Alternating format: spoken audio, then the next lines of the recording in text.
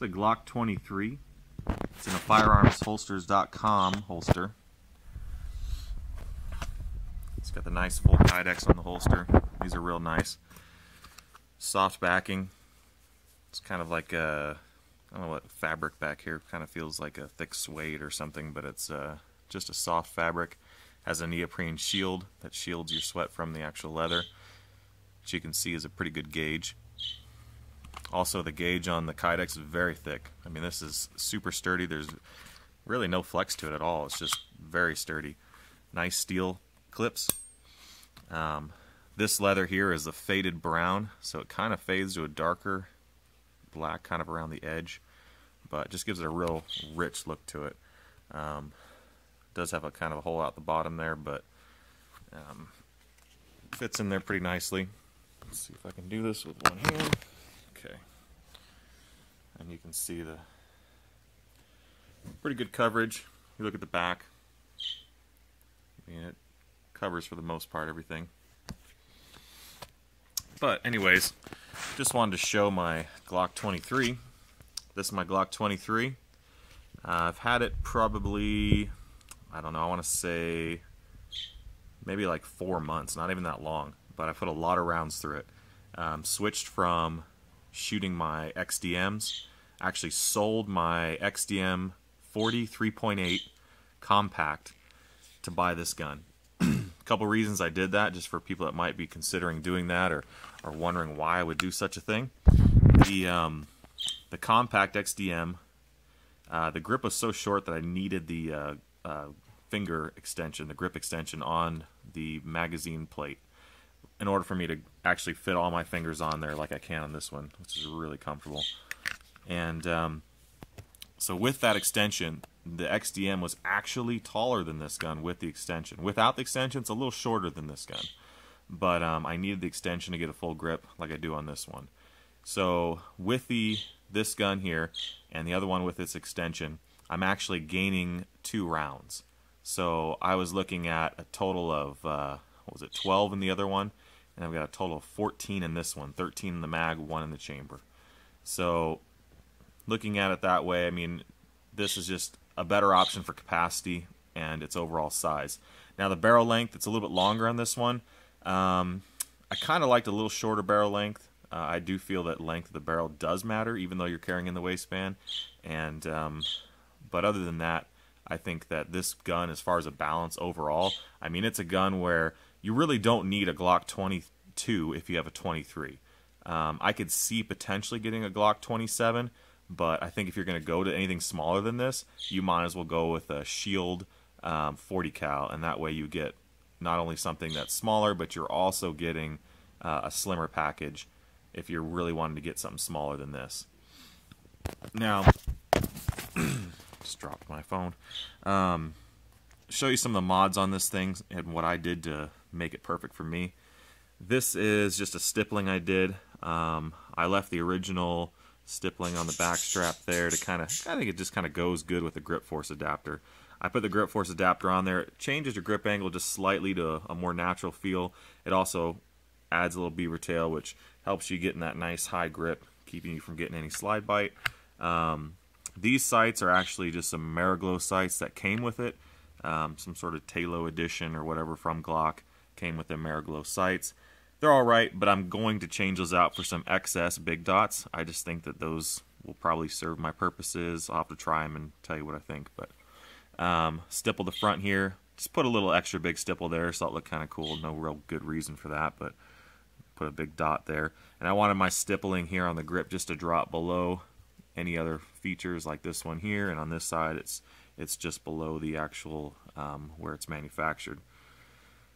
So did the stippling on it and really like it. It's not too aggressive. It feels really good in hand. To do that and to make it look so consistent, I first went through and sanded off the original grip texture that was on here. That way when I went to stipple, there's no unevenness and the stippling looks basically the same all the way across. There's also a weird little ledge that sticks out right here for your thumb to rest on. Went ahead and dremeled that down, sanded that smooth. There's still the indentation. That's, you know, you're not really going to be able to do anything about that. So you'll see that there's still a slight indentation here. Try to do it as clean as I could. You know, if you see the lines there where I stippled and everything, and try to make it look as good as possible. Left the original stipples here from the manufacturer, like on the back. Just kind of want it to go well with the grip force adapter and just kind of look fluid. And then I cut away here on the mag. I don't know if you can see that, but cut away on the mag release button. It's kind of like a half moon, and smooth that out, and it gives you an easier depress of the mag release on the stock size mag release, of course. You could put a longer one in there. I kind of liked how the small one was just kind of hidden away by itself, and a little harder to depress, because just, you know, if I'm carrying it concealed, I just don't want to get impressed on accident and unlocking my magazine and, you know, causing those potential issues. And then one of the more dramatic things you see here is a trigger guard. I did undercut the trigger guard and gave me more room under here for my knuckle. I did a little more on this side actually, which feels really good. And I didn't stipple it. I want it to be smooth, and feels better when you have your support hand up underneath there. I did put a little indentation there for the support hand as a reference point. Smoothed it out kind of like an M&P. I just think it looks a lot better, honestly, and I don't really know why it's so thick and bulky and ugly looking on the stock Glock, and this big old hook that comes out here. I don't know. I'm not for that. I think that looks ridiculous. I just think this looks a lot better, and it feels a lot better. So I did that. Internally, did polish the parts internally to make the trigger pull a little smoother. You know, I don't know if that really helped a whole lot or not. Put in a 3.5 connector to help the trigger break a little bit, and also replaced a couple springs. Replaced the trigger spring that pulls back on the trigger to make the replaced it with a heavier spring, so it pulls more tension back on the trigger, lightening your trigger pull. So it's kind of, you know, you've got a heavier spring that lightens your trigger pull. And then I put a lighter spring in the striker block, or the striker safety block. That little tiny spring is a lighter spring, so it's easier to move that safety block out of the way as you're pulling the trigger, also lightening the trigger pull. Other than that, the actual striker spring itself, I've heard a lot of people say not to mess with the striker spring. I've actually replaced it before, put a Zev spring in there, and with the other springs, the gun malfunctions and goes full auto. So this heavier spring is canceling out the lighter weight of the striker spring that's lighter. So you can have a full auto malfunction. So that's no good. Went ahead and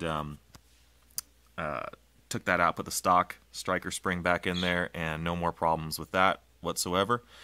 I'm trying to think of anything else I did. Simple things like just a little plug in the bottom here. Just helps finish it, I think. Looks good. Keeps dirt from getting in there. They say it helps dirt flush out of there, but, you know, I don't think so. And if dirt's going to flush out, it's going to come down in there anyways. And it also helps guide the magazine in. Something else obvious here, you see a shiny little slide catch. And I call it a slide catch because I don't use it for a slide drop or release. Basically I just shortened it.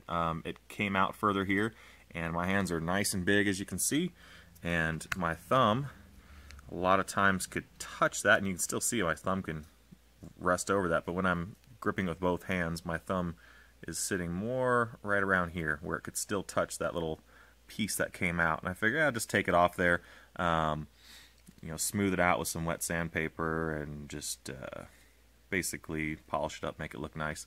But I still use it to lock the slide back, push it up, and it's still easy to actuate, and I can still drop the slide if I needed to in a pinch. So don't tell me that this, you know, keeps me from dropping it. It still drops, and I like it a lot better. I think it looks good, and I think it's just less chance of the slide not locking open, which to me is more critical than being able to drop the slide, because you can drop the slide off your boot, off of anything. Just push it on the tip here, or catch it on the back of your side, or whatever. I mean, there's a lot of different ways you can drop the slide without using that, although you still can use it, so don't argue too much about that.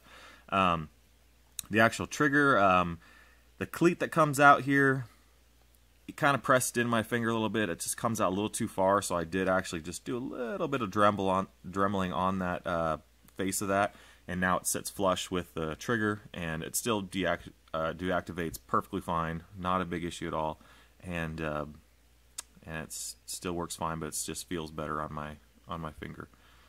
Not sure. I don't. Oh yeah, I did put a steel guide rod in here and spring assembly. You know, I don't know. I just did that. I know people say, well, they never break or whatever, but I like it. I feel more secure with it. Maybe I'm just being silly, but I know a lot of people do that and replace that guide rod with a steel guide rod, and I went ahead and kind of followed suit with that, and I like it. So it's just, I feel comfortable with that being steel. Other than that, everything's stock. One thing I wanted to say is that the actual barrel on the new Glock 40s is way more supported in the chamber than on the old Glock 40s, and the bulge in the case is more in the center of the case rather than in the rear of the case in the webbing, where if that were to blow out in the webbing, it causes catastrophic failures with 40s. And so obviously Glock realized that, fixed their problem, and now with Glocks like this, I mean, you can shoot some of the hottest 40 ammo through this without worry. I've seen the casing shot out of this with ammo that is like 135 grain ammo going 1,500 feet per second, and the ammo comes out, or the shell or casings come out looking just fine, like nothing's wrong with them. So new Glocks Gen 4 and new Gen 3s like this one. This is a new Gen 3.